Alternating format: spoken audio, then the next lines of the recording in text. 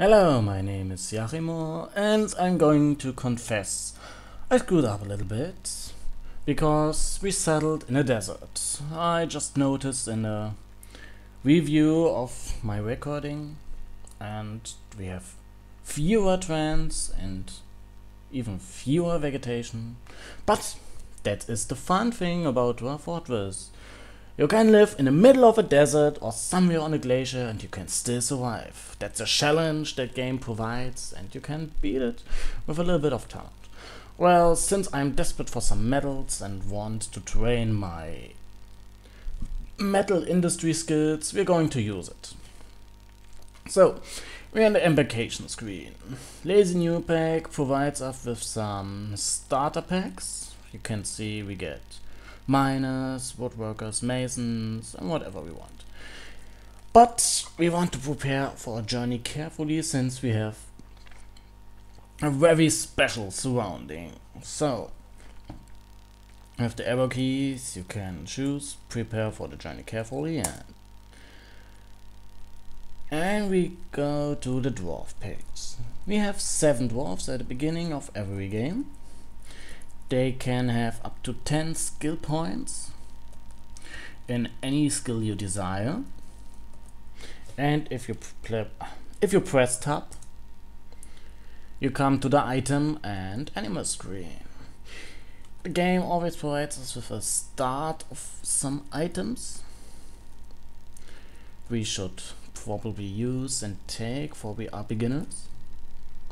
An anvil is mostly recommended since we have so much iron and metal underneath the dirt. We have picks we need to get to there, and we have some axe we can defend ourselves with and to use to cut down trees. That's okay. So what do we have here? We have spawns and seeds. We need to start our food industry. I don't know about rock nuts, I don't usually use them. You can delete them with minus or add more with plus. We delete them, and from all the other stuff, seeds, we leave 5 of them. Dimple cups can be used for dyes and colors. Well, we don't need them now. Sweet pots make good alcohol, and we can make them to better products to sell, like sugar and syrup. Cave weed can be used to make flour and beer. Pigtails can be used to make more alcohol, and we can make clove out of it. That's pretty cool.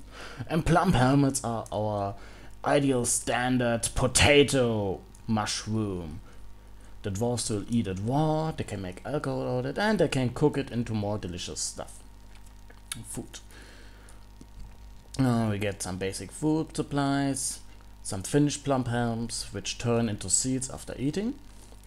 We get thread and cloth, bags and ropes.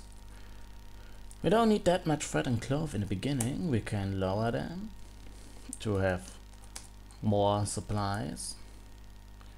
You see here on the right how many points we have left to spend on our dwarves. Quivers are something I don't usually start with. I'm not much a fan of archery in this game. It's a little bit unreliable with untrained dwarves, and therefore I don't use them. So, buckets, splints, crutches we can need if one of our dwarves gets injured. And we should start with female dog and male dog. Just use plus to add them to your list. Also kittens. Kittens are highly useful and effective in this game. They will turn out to cats and make more cats. Also they will hunt down all the rats and cockroaches in your fortress, which all your dwarves hate.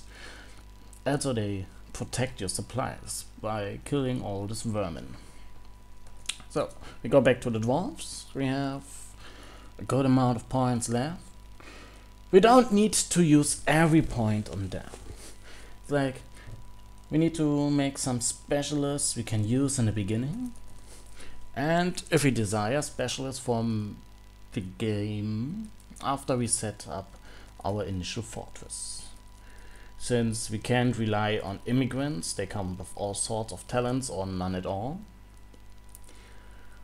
Most importantly for the beginning are miners. So our first dwarf will become a competent miner, as well as the second miner. You get some skills in mason and engraving. Mason is good for making stone crafts and goods, tables, chairs, and engraver can smoothen our walls and make them prettier. So you get a point in building designer, which will speed up any architecture. So, as I recall, we have only scarce trees, so we need just one woodcutter, and the fourth dwarf will become a carpenter, so he can work with the wood. What is very important for us, because we can make charcoal out of it. We can make beds, it's the only resource we can use to make beds.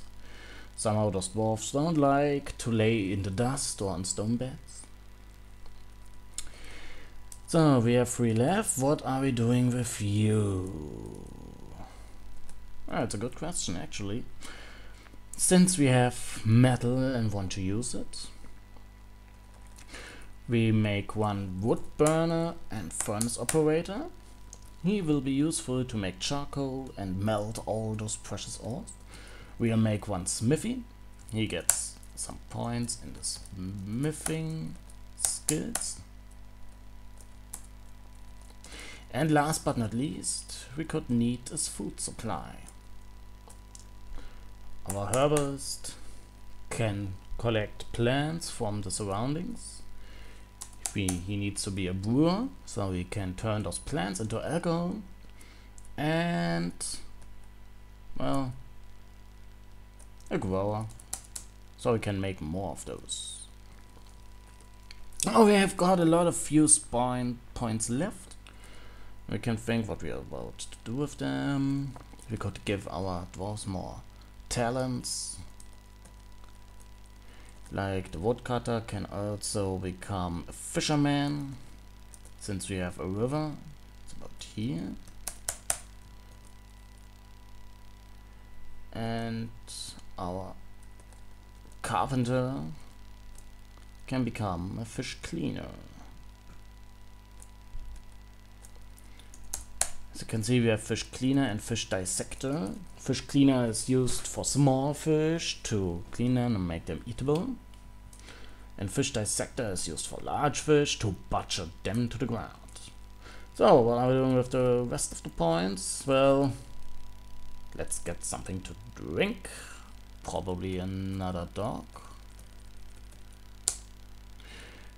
Now, you always need one male and a lot of females as possible to start your breeding programs, as one dog will always fertilize all the other female dogs with spores. One more about that later on. So we spent all our points. We need, if you get to know the game more and on the item screen, you can press N. Well, now we can see nothing. It's because we have no points to spare, but let's say, oh my god, we deleted our anvil and we need it so much. So how do we get it? Press N and there you get a list of everything you can buy with the current amount of points you have. So where do we find the anvil? Yes, there's an anvil section. And if you don't find the anvil section, let's just type anvil. Oh, there it is. 100 points. Okay. Perfect. We are suited for our depart. We have some highly talented dwarves. We have a lot of supplies to last for a while. So, we are ready to go. And if you're ready to go, we press E. It's going to load. Once you started the embarkation progress, you can't stop it, so watch out if for the E button. Could ruin everything. So, you have arrived after a journey from the mountain homes into the forbidding wilderness beyond your harsh trek was finally ended.